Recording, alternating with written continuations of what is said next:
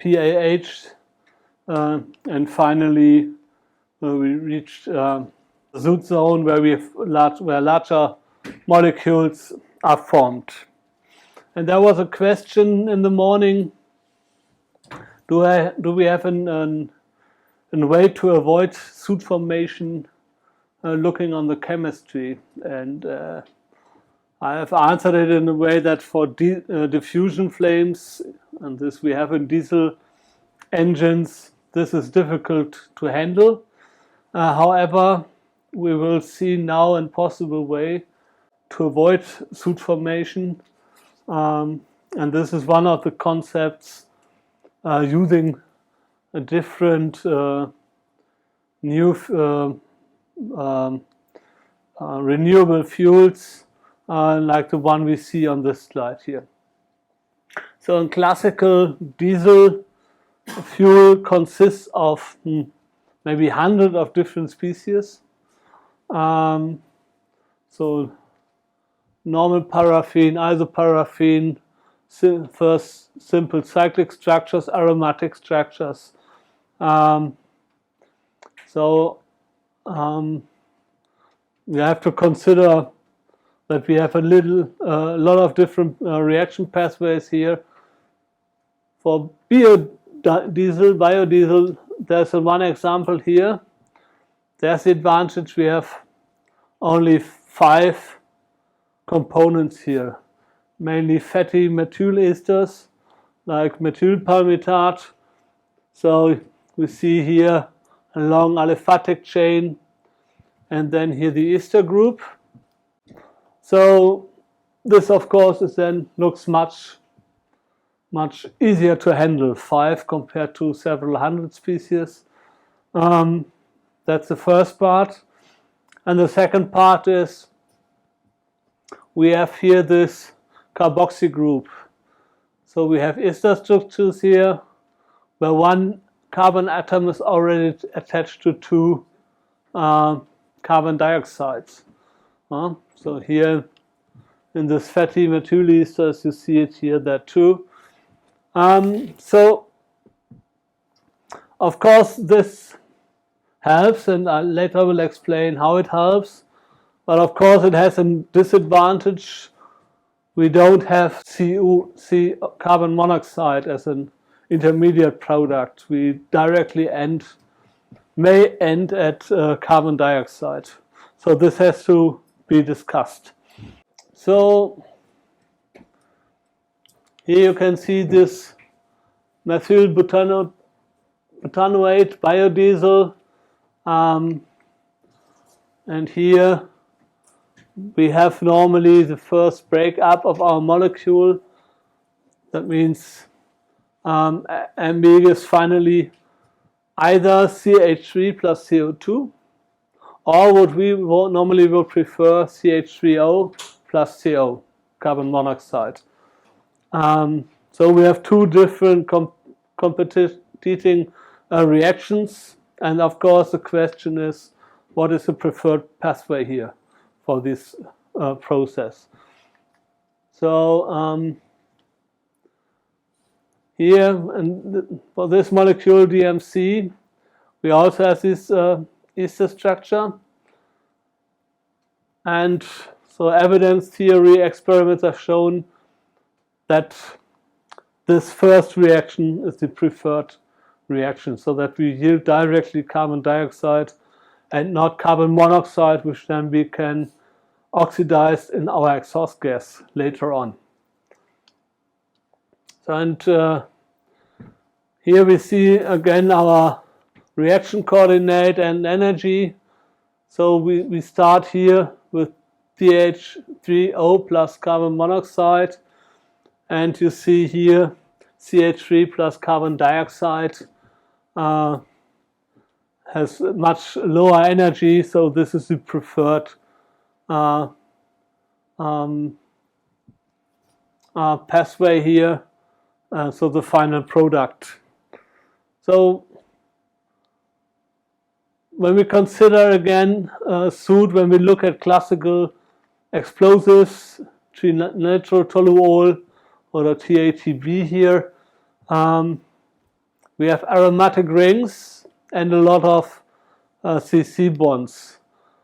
But when we, the question is, do we get soot here? And one specific example, of course, here is RDX, also an explosive. So this does not produce soot. We don't have any CC bonds here. We have CN bonds. So there is no way to form soot in such a molecule. So oxygen is the main obstacle for soot production. So the idea is to have combustibles with carbon monoxide bonds, carbon oxygen bonds, sorry. There are, of course, many possible sources of oxygen. Simple alternative is air, to incorporate oxygen from air, but the more preferred way is oxygenated hydrocarbons, like the methyl esters we have seen. However, this is used anyway in a diesel engine to reduce soot production.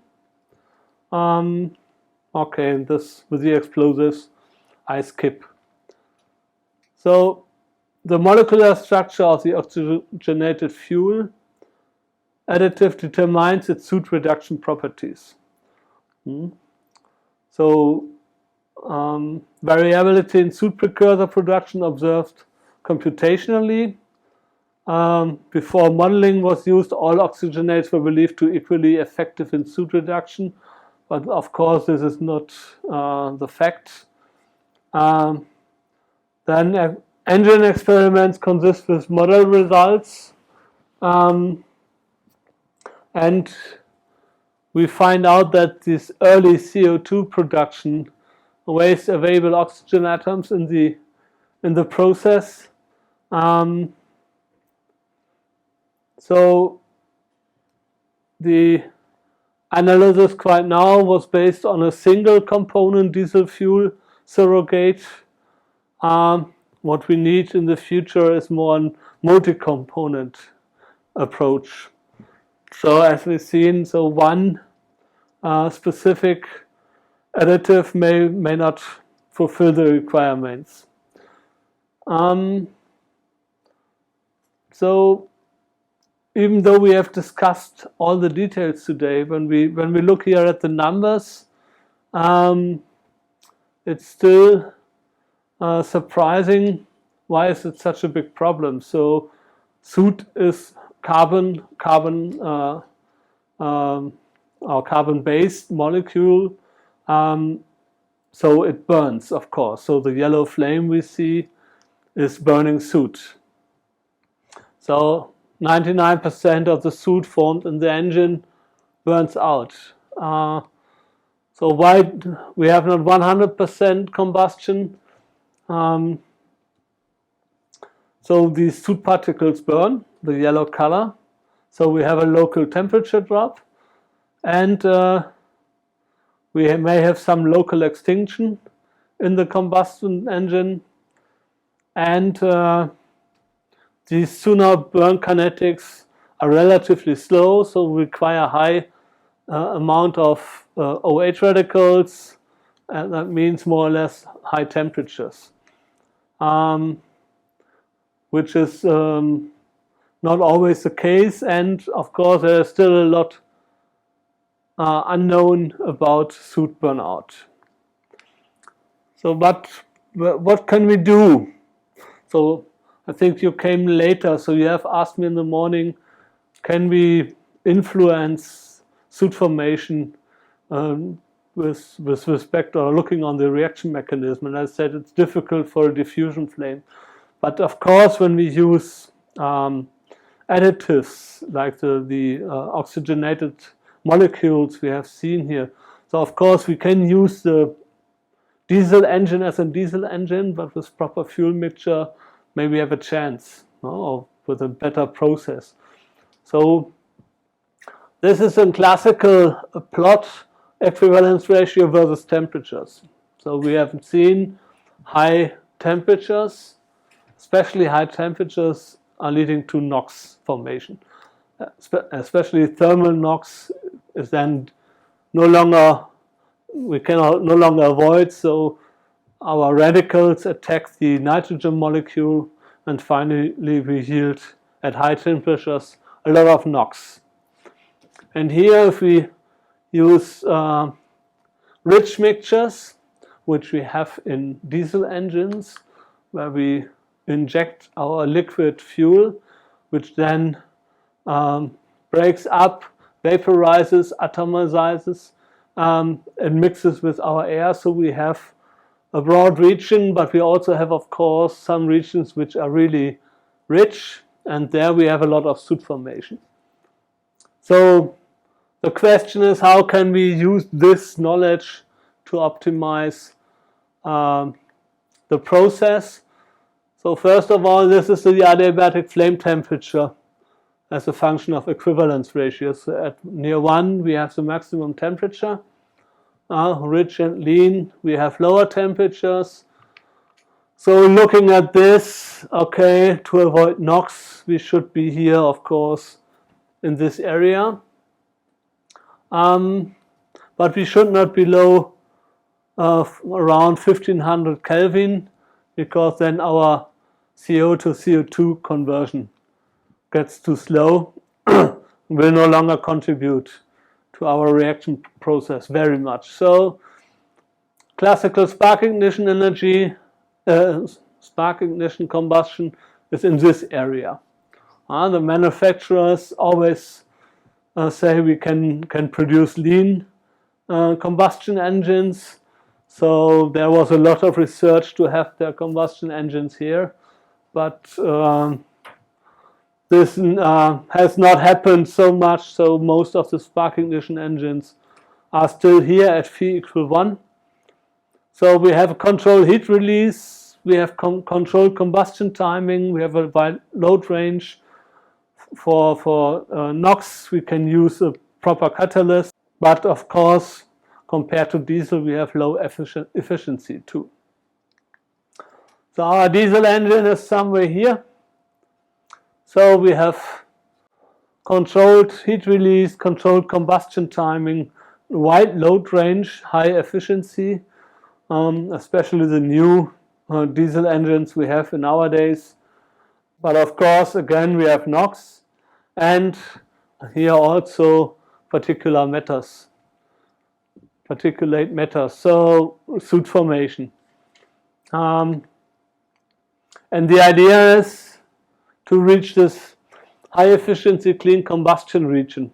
So what can we do to perform our process under these conditions? So it should be, of course, highly efficient, low NOx and PM emissions. But then the question is, okay, load range, combustion timing, transient control, and which fuel we can use here. There are several concepts like the homogeneous charge compression ignition. This is in this area here. And there is this dilute controlled diesel combustion.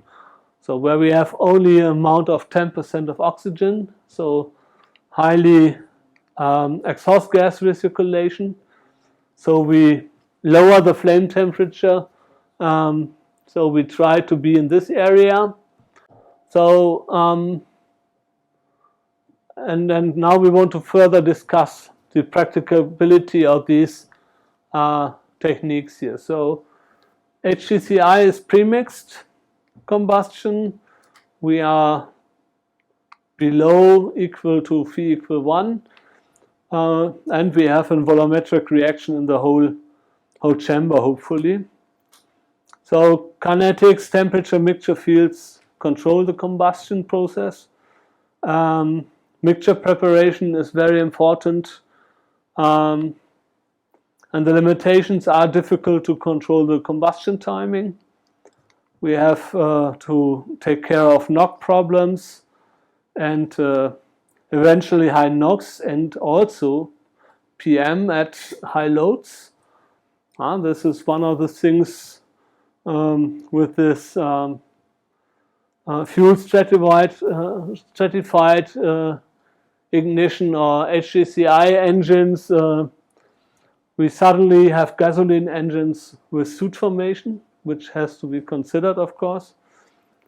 And we can have misfire, so incomplete combustion at light loads. So it's more difficult to control. The other concept, the dilute clean diesel combustion, of course it's non-premixed. We are normally in the rich region, and we use traditional diesel plus a high exhaust gas recirculation. And now the idea is to add, for example, low sooting fuel or enhanced mixing. So the limitations here, so we need a high exhaust gas recirculation, and we may hit a smoke limit with EGR before attaining required NOx emissions. So it's difficult to handle then both limitations here. So we tried here to optimize the combustion process itself. But as it's difficult, so you need additional measures. So you need something like filters, for example. Another possibility is the so-called continuously regenerating soot trap. So the classical catalyst in a diesel engine is used to oxygenate carbon monoxide, and of course these higher hydrocarbons should also be oxidized. So this is a classical concept of a diesel oxidation catalyst. And there is a new concept where we use NO, which then is oxidized to NO2, nitrogen dioxide, and this reacts then with soot to form CO2 and NO again. And the idea is here then to reach below 50 ppm of soot and below our ratio of NOx to PM around 20. So this leads us to our NOx molecule. So NOx is, of course, one of the biggest problems dealing with combustion processes. So we have seen in the morning this smog over Los Angeles. So the NO2, nitrogen dioxide, is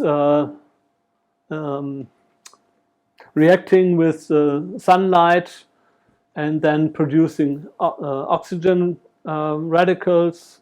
This can directly react with oxygen and air, forming ozone, which is not good for your health, but it also can react with other molecules,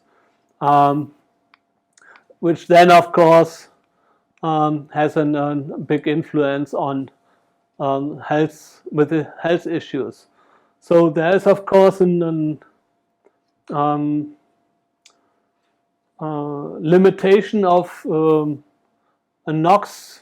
So, and this is strictly controlled nowadays in Europe. So there are, for example, zones when a specific level is reached, diesel engines no longer allowed to enter, and especially older diesel engines are forbidden in a lot of cities in our days, so that these cities can reach the limiting NOx concentrations. But before talking about this, we can maybe talk how do we yield NOx during our combustion process. So we have discussed in detail already the thermal NOx formation at high temperatures. So O plus N2 gives NO plus N.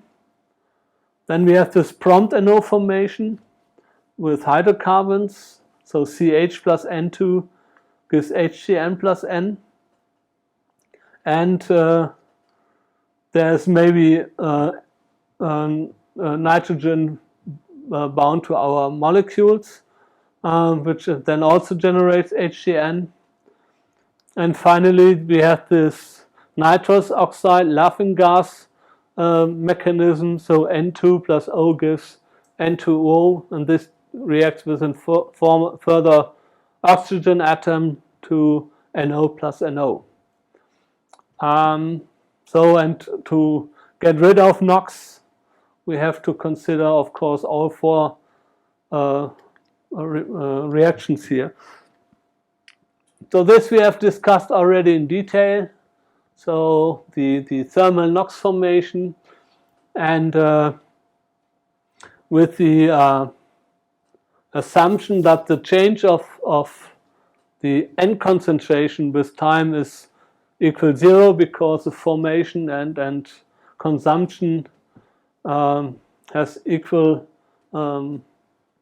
rates, we can calculate the amount of the change of NO as a function of time. And here you see the amount of O atoms is of course crucial. And again, if we have higher temperature, this concentration is increasing, therefore increasing here the reaction rate leading to nitric oxide. Prompt NO is a little bit more complex. So here we see the classical pathway starting from HCN to NO. But we can see that our CH radicals formed in the flame attack our nitrogen, giving HCN plus N. And there are possible other reaction pathways which may be considered. So CH2 plus N2 is maybe forming HCN, or it is giving H2CN, and this C radical may also attack N2, giving CN plus N. So the question is then, okay, what is now really happening in our flame? What is the important reaction here? First of all, okay, where do we get this CH from? This we have discussed last week already. So when we look here, for example, the classical CH combustion, the lean combustion is following this way. If we have rich combustion, we get some CH here, which then either is oxidized to CO, or of course can attack our nitrogen. And you see there are a lot of source reactions here leading to CH, and there are a lot of reactions leading to CH2. So this has to be considered. The interesting part here is, so when we talk about this simple equation, CH plus N2, it is a spin forbidden reaction. I will not go here into the details, but when we follow here the energy potentials and the reaction coordinate, normally this transition here from this status to this status is forbidden. So of course it can happen, but normally not with the rates we assume. So nevertheless, there were a lot of experiments giving us quite high reaction rates here, which can be found in the literature. This was astonishing. As I said, it's a spin forbidden reaction. so it should not be so prominent. And so, of course, further research was necessary, and the breakthrough came years later. So they developed a new prompt NO mechanism, and this is mainly first based on quantum modeling of possible reaction pathways. And then, okay, it's quite fast here. Of course, they used proper experiments to support this assumption. So, so in our days, we know much more about this pathway. So, okay, see the other way around. So this reaction is strongly pressure dependent. It can be used to describe the reaction of Cn plus N. So you see how complex this mechanism looks. And so these molecules here, NCN and HNCN here, then can be oxidized to produce NO. So it is not going the assumed way we have seen with a spin forbidden plot, but it is involving a lot of equations here, finally leading to NO. So what happens to NCN? So NCN is formed by this reaction Cs plus N2, and then it is one important pathway is here formation of nitric oxide, but also other reactions can occur.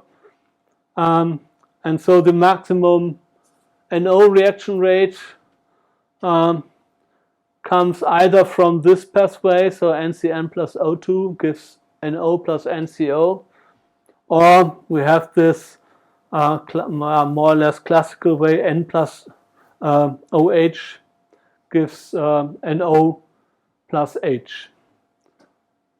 So it was possible to examine the process in detail, mainly based on quantum modeling.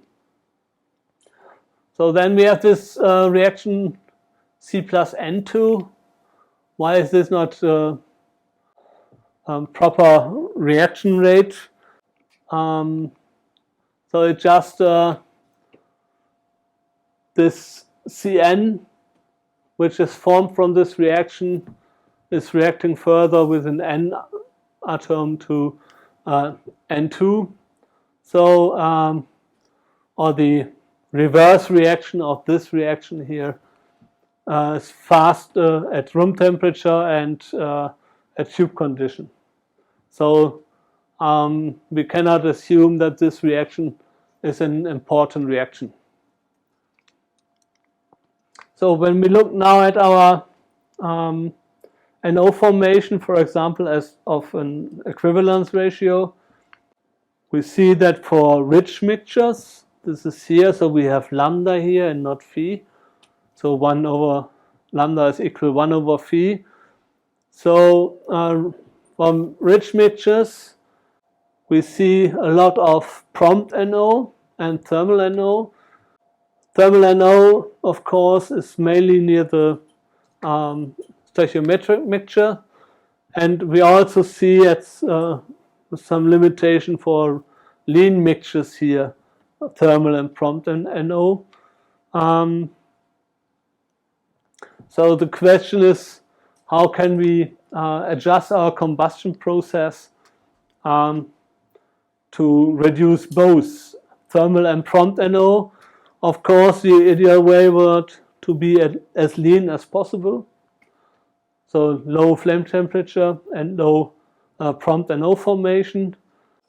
But as I said, with classical spark ignition engines, this has not been realized in mass production yet. Then there is this N2O road to form NOx, so nitrous oxide. It's more important lean combustion and low temperatures. So this is what I said. We would like to be here to get rid of these two formations. Suddenly we get a third reaction, which is important in lean combustion, where we have less prompt NO, and in low temperatures, where we have less thermal NO. So for example, in stationary gas turbines, this has to be considered. Then, this we will have maybe on Wednesday, more in detail. Ammonia. So ammonia is here used as an additive. But of course, when we look at the oxidation of ammonia in flames, so ammonia is also forming NO. So here, and of course we want to reach N2 as a product plus water, but of course NO is also formed, but for ammonia flames this we will consider on Wednesday. Before I continue with ammonia, one possibility is this fuel stage burner concept. So we have an more or less rich flame here in this center where NO is formed, so where the temperature is quite high and so on. And then we have a so-called secondary reburn zone, so where we add air here and combustible eventually to form a tertiary combustion zone. And the idea is to reduce or reburn NO to N2. So this is a classical concept, especially for large power plants, coal power plants, for example. But the typical concepts we have are to get rid of NOx after the combustion process. So SCR, thermal denox, and rep-renox are the classical examples here. So selective catalytic reduction, SCR. We use a reducing agent. This is urea here. So in Europe, it's more or less mandatory if you have a diesel engine also to have urea to reduce your NOx output. And this urea here, H2, 2 times CO, decomposes to ammonia plus carbon dioxide in using water. And then this ammonia reacts with nitric oxide, leading to N2 and water, and excess ammonia then is oxidized in our oxidation catalyst to N2 and H2O. So we start with urea and nitric oxide, and we end with N2 and water. So perfect process. Question is, why do we have it so complex? So here you can see it in a motor. So we have our diesel engine. Then first we need a diesel particulate filter to get rid of our soot. And then we have to add urea from this fluid tank. And then we have to use this catalyst to oxidize or reduce our NO towards N2. So why do we do it not directly on a catalyst? So NO plus or NO2 on a catalyst surface, leading to N atoms, oxygen atoms, and finally leading to N2 and O2. This concept exists, but we don't have a catalyst system which can do this directly. So we, at the moment, we always need something like urea for this process. One concept is also thermal denox. So we add again something like ammonia, and in a specific temperature window we produce mainly this NNH, which then with NO forms N2. So if we do it properly, we end here. Of course, we can also go this way here, leading to NO from ammonia. So the temperature window is quite small, but in this temperature window we have 90% conversion efficiency. Then there's this RAPRI-NOx concept, so rapid reduction of NOx. So we have these isocyanic acid here, and I forgot the name of this molecule. So this is also a stable molecule. This is the simplest molecule consisting of the 4 important atoms of organic chemistry. So H, N, C, and O. It was more or less discovered 1830 from Justus von Liebig and Friedrich Wöhler. And Friedrich Wöhler was the scientist who was able to form urea from inorganic substances. So it was the first time that organic substances were produced by this way.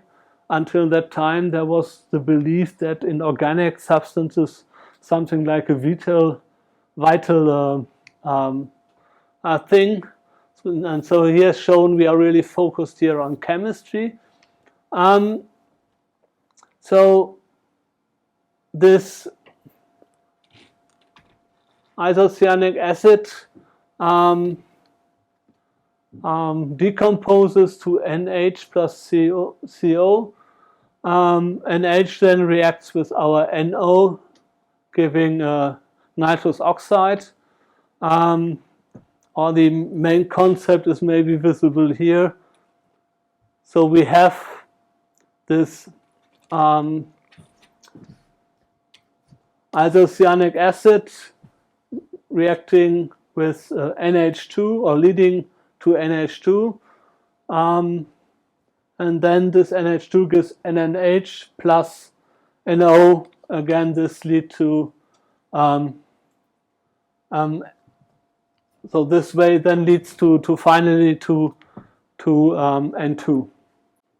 So of course, when we know about these possibilities, we have to consider with the injection of urea that in reality both pathways occurs. So we have, when we look at this molecule, we form NH3 and we form isocyanic acid. So NH3 is used for this thermal denox path to reduce nitric oxide, and isocyanic acid is then used for this rapid NOx pathway. So we need, at least today, something like urea or we have to add ammonia, urea, species like this to reduce the amount of NOx formation. But these are classical engine concepts in nowadays. But in the future, maybe we can use other engine concepts like DC-DC or HCCI to reduce the formation of NOx and PM directly in the combustion process, which then of course would be cheaper because we get rid of all the exhaust gas treatment we have nowadays. So I'm at the end, and I'm open for questions. Thank you. Okay, in one plot, you have shown the cleaner combustion zones. So, kindly can you go to that plot? You mean this one? Yes. So here, as per the plot, this SI engines are having a higher NOx side than the CI engines. Yeah. But in realistic conditions, this diesel engines are getting bans nowadays because they are getting the pollution content is more. So how to justify this one with this plot? So what you mean with pollution content is small? Can you please repeat the question? Yeah, actually in India, Mhm. so nowadays these diesel vehicles are getting banned. Diesel is banned? Yeah. Mm-hmm. So over petrol means petrol vehicles means SI engines are more preferred over CI engines in terms of vehicles. Mm-hmm. So if these SI engines are producing more NOx, then why they are preferred more than the CI engines? So both engines produce NOx. Yes. Yes. With gasoline engines, you can use simple catalysts. So, and with diesel engines, we actually have to use this urea concept. So, if you have a proper diesel engine, at the end you have clean air too, with depending on your threshold. I know why is it banned? Is it too expensive to use cheap diesel engines, or what you mean with banned? Yeah, so I don't know exactly, is it due to soot or due to NOx? Because in Delhi, particularly, if you'll see, so there is a huge ban on the diesel vehicles. It's because of soot and particulate matter. Yeah, so we have in Europe we have several levels. So EU regulation 4, EU regulation 5, 6, and 7 I think is coming now. And with each regulation, the allowed amount of soot and NOx leaving the end pipe was reduced. So, and as I've said, in winter time, or now in most cities, there is a forbidden zone for older diesel engines.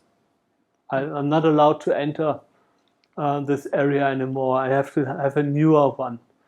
So maybe you have, so you don't have this concept here in India. We do. It's Yeah. called Bharat. Bharat BS6. Bharat stage. Currently on BS6, which is equivalent to Euro 6.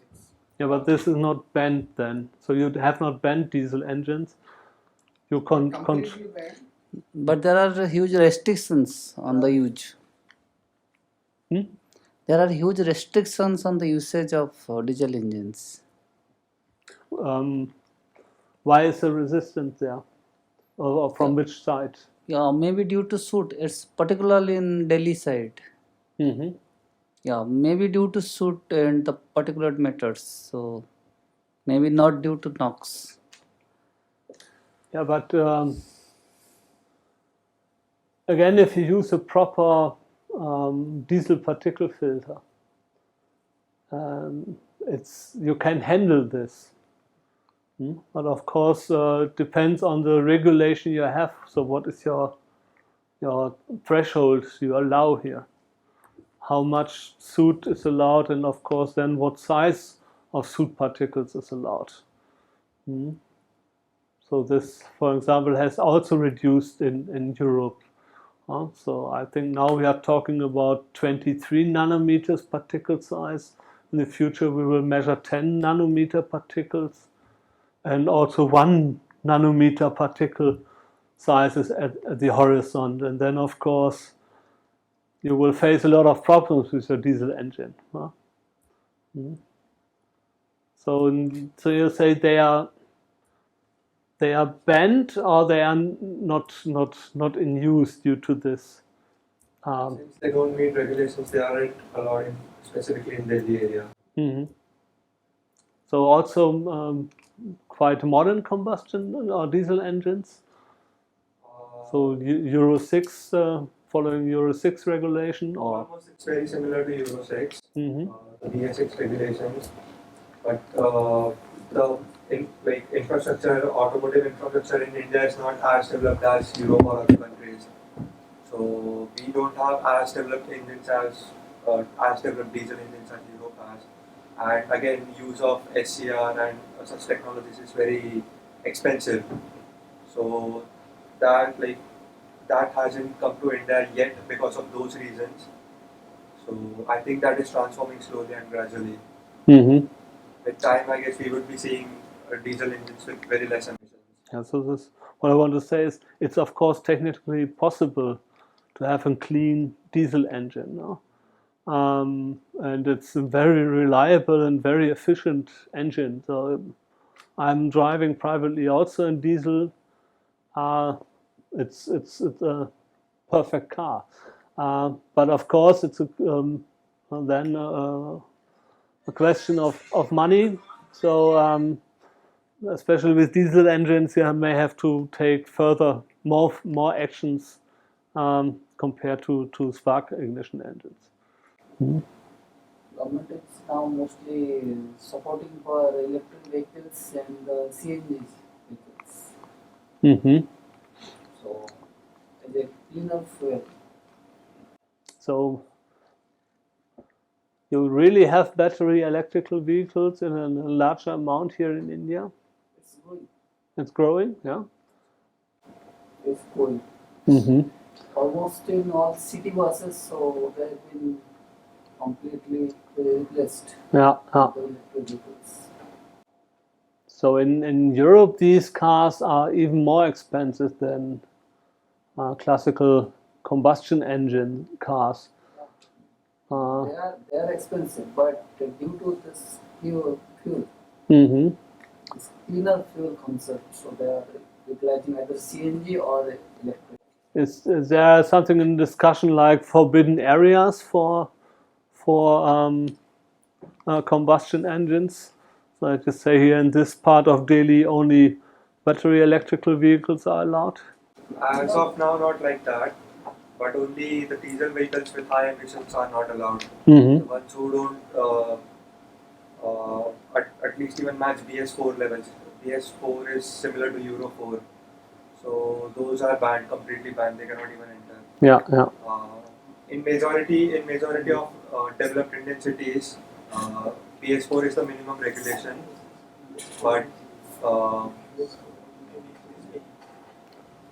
so we are seeing more growth in electric vehicles. Mm-hmm. So to explain that, government is making infrastructure for the electric vehicles, electric buses especially, so that they are replaced. They replace the modern. They replace the older diesel buses.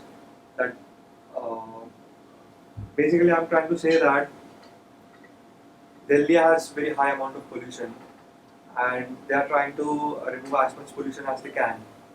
So they have only electric vehicles there. I'm talking about government vehicles. Mm-hmm. They are all electric, but private industries and buses that carry a lot of weight, they still use diesel. Mm-hmm. So that is yet to be changed. They are yet to be changed, and EV infrastructure is growing. So even government is subsidizing private companies like Bharat Benz to go for EV vehicles over diesel vehicles. So we are seeing more of that. How much diesel cars you have here in a percentage? Diesel cars we don't have much in India. Most of the cars are SI engine only. Yeah, but But all of the trucks, heavy duty engines. heavy Yeah, duty yeah. vehicle are diesel. They Yeah, are but replaced. is there a ban there? So there's a replacement of the city buses, maybe. Yeah, city But buses. what do you do with the trucks? Yeah, trucks are government is subsidizing private industries to invest more in EVs rather than engines. So most of the companies are trying to develop their own EV infrastructure for heavy load duty, Mm-hmm. heavy duty trucks. So from Europe, there's a clear plan to. I think there is a ban 2030 35 or so for combustion engines. Do you have a similar concept here in India? Yes. Yes? So what is your number? 2030. Hmm? 2030 is the plan. Mm-hmm. But I personally think it would be in 2035 or something. Yeah, of course. So we have to adjust the numbers. Yeah. Okay. Thank As you. per many research, so are the EV buses are really pollution free? Because to prepare that lithium-ion battery, the amount of pollution that creates, so it is sometimes taken that it's equivalent of producing 6 or 7 diesel vehicles. Yeah, but I've discussed it today with Professor Zuhu already. So the burning of the crop from the farmers, for example, this is forbidden now in Europe for 30, 40 years. This is also a possible way to reduce pollution. But I think this is not acceptable here or proper way at that time in India. But do we have further questions to the slides we have seen today? Okay, then maybe we will have some time for discussion afterwards. So we can stop this lecture now. Thank you.